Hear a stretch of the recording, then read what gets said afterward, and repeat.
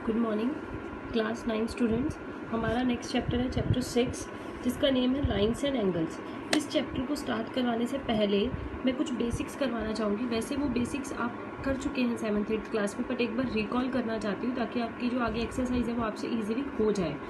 देखिए, ये मैंने दो पैरेलल लाइंस बनाई है, एल पैरेलल है एम के and P is a transversal. जितने भी मैं आगे आपको पेयर ऑफ एंगल्स बताऊंगी जिनका पेयर या तो 180 के इक्वल है या वो आपस में इक्वल है, उन सभी कंडीशंस में एक ही चीज़ जो मेन एप्लीकेबल होती है वो ये है, ये दो छोड़ के लीनियर पेयर ऑफ एंगल्स और वर्टिकल ऑपोजिट एंगल्स, इन दो सिचुएशंस को छोड़ के जो बाकी के मैं आपको एंगल्स बताने वाली हूँ, one is alternate, corresponding and on the same side of transversal, इन सब के लिए बहुत इंपॉर्टेंट है कि जो आपकी दो लाइंस हैं वो दोनों लाइंस आपस में पैरेलल हो और जो थर्ड लाइन है वो उसको ट्रांसवर्सल हो। ऐसा ना हो कि पैरेलल लाइन ना हो, इस तरीके की लाइन हो रही है उसको ट्रांसवर्सल है, उसको इंटरसेक्ट करके जा रही है। इस केस में कभी भी एंगल्स जो हैं वो लीनियर पेयर में आ सकते हैं, वर्टिकल ऑपोजिट भी हो सकते हैं, लेकिन ऑल्टरनेट इंटीरियर कॉरस्पॉन्डिंग एंगल्स कभी भी इक्वल नहीं होते हैं इस केस में। अब आप आगे देखिए, मैं आपको समझा देती हूँ। यहाँ पे मैंने यहाँ पे सभी एंगल्स को नेम दे दिया है। अगर हम बात करें लीनियर पेयर ऑफ एंगल्स की, तो जो लाइन एम एल है उसके ऊपर लीनियर पेयर जितने भी बन रहे हैं वो कौन कौन से हैं। वन तो है 1 + 2 180 के इक्वल है, 3 + 4 भी 180 के इक्वल है, 1 + 3 भी 180 के इक्वल है क्योंकि स्ट्रेट लाइन और ये इसको कट करके जा रही है। 1 + 3 ऐसे ही 2 + 4 भी है। तो मैंने जब ये फर्स्ट लाइन के लिखे हैं ऐसे ही सेम नीचे वाली लाइन के भी बनेंगे। 5 + 6 7 + 8 5 + 7 180 6 + 8 180। तो यहाँ पे भी 4 पेयर बन रहे हैं, यहाँ पे भी 4 पेयर बन रहे हैं। पेयर में हमेशा 2 आता है, pair is always of 2। Now next is vertical opposite. तो वर्टिकल ऑपोजिट में सिंपल है, वहाँ पे हमें कोई पैरेलल से मतलब नहीं होता, टू लाइंस कट होनी चाहिए आपस में।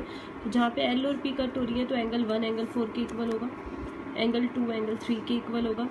एम पी को कट कर रही है जहाँ पे, तो 5 6 8 के इक्वल होगा 5 एंगल, और 6 एंगल जो है वो 7 के इक्वल होगा। तो ये हो गया वर्टिकल ऑपोजिट। इन दोनों में ही कोई डिफरेंस नहीं आता, चाहे हमारे पास लाइंस पैरेलल हो या ना हो। लेकिन इसके अलावा अब जो आगे वाले एंगल्स हैं, ऑल्टरनेट इंटीरियर एंगल। देखिए, ऑल्टरनेट इंटीरियर एंगल में क्या होता है, इस चीज़ को ध्यान से समझिए। बच्चे बहुत ज़्यादा कंफ्यूज होते हैं ऑल्टरनेट इंटीरियर और कॉरस्पॉन्डिंग को लेकर।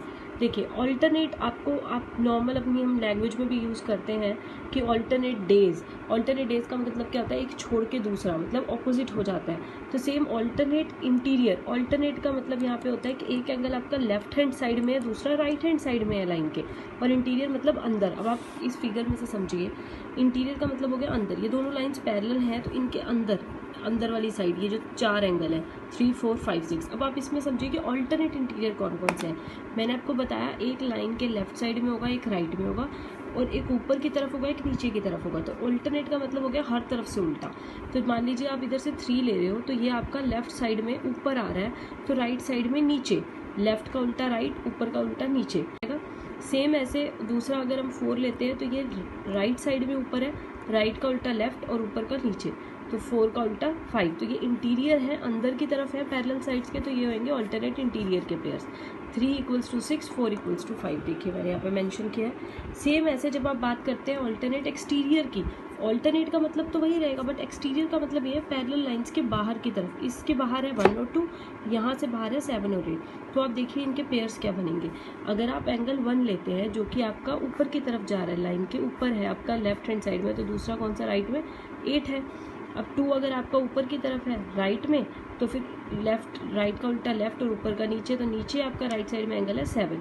तो इस तरीके से ये आपके बन गया ऑल्टरनेट एक्सटीरियर। तो 2 इक्वल हुआ 7 के, 1 इक्वल हुआ 8 के। ये हो गया आपके ऑल्टरनेट एक्सटीरियर के पेयर। अब नेक्स्ट है कॉरस्पॉन्डिंग एंगल्स। कॉरस्पॉन्डिंग का मतलब क्या होता है, आपको सेम साइड के एंगल्स लेने हैं, एक ही साइड लेनी है। मान लो आप, ये हमारे पास लाइन है जो पी, या तो पी लाइन के लेफ्ट साइड लोगे या पी की राइट साइड लोगे। अगर आप पी की लेफ्ट साइड लेते हो तो आपको एक चीज़ का और ध्यान रखना है, जो भी साइड आप ले रहे हो, एक एंगल आपका ऊपर होगा, एक एंगल मतलब इंटीरियर में होगा, एक एंगल एक्सटीरियर में होगा। जैसे आपने 1 को ले लिया तो 1 के साथ कॉरस्पॉन्डिंग एंगल कौन सा होगा, 5 होगा। इस तरीके से आप लोगे कि लाइन के साथ टच होता हुआ एंगल है यहाँ पे, तो वो दूसरी लाइन के बिल्कुल यहीं पे होगा। ये भी लाइन के ऊपर की तरफ है तो ये दूसरी लाइन के ऊपर की तरफ होगा। अगर आप 3 लेते हो तो जो एंगल 3 है वो एल लाइन के नीचे की तरफ है लेफ्ट साइड में, तो एम लाइन के नीचे की तरफ कौन सा है, 7। तो 3 के साथ कॉरस्पॉन्डिंग बनेगा 7, 2 के साथ कॉरस्पॉन्डिंग बनेगा 6, 4 के साथ बनेगा 8। तो ये हो गए आपके कॉरस्पॉन्डिंग एंगल्स। लास्ट जो एंगल्स है हमारे पास वो हैं on same side of transversal, या इनको हम को इंटीरियर एंगल्स भी कहते हैं। इसके अंदर क्या होता है, जो आपकी दो पैरेलल लाइंस को कट करती हुई जो ट्रांसवर्सल है, ये दो पैरेलल लाइंस है इनको कट करती हुई जो ट्रांसवर्सल है, इसकी सेम साइड पे आने वाले एंगल होते हैं। और को इंटीरियर से भी पता लगता है कि अंदर वाले भी एंगल्स होते हैं, बाहर के नहीं होते हैं। तो देखिए, अगर आप इंटीरियर एंगल्स लेते हो तो इंटीरियर में 4 एंगल्स हैं और आपको सेम ही साइड के एंगल्स लेने हैं on the same side of transversal, तो 3 और 5 लोगे तो 3 और 5 दोनों का सम कितना होगा 180, इधर से 4 और 6 का सम होगा 180। तो मतलब अंदर के ही एंगल्स होने चाहिए और ट्रांसवर्सल के एक ही साइड के होने चाहिए, या तो लेफ्ट के लो या राइट के लो। अगर एंगल 3 लेफ्ट का है तो दूसरा उसके साथ का पेयर 5 भी लेफ्ट का ही होगा। अगर 4 लिया है तो वो राइट का है तो उसके साथ वाला एंगल 6 भी राइट का ही होगा।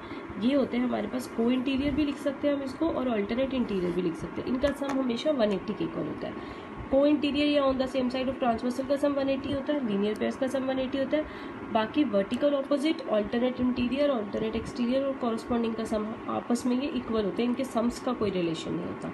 तो इतना आप एक बार अच्छे से प्रैक्टिस कीजिए, अपनी नोटबुक्स में उतारिए, फिर हम कल से अपनी एक्सरसाइज स्टार्ट करते हैं। Thank you.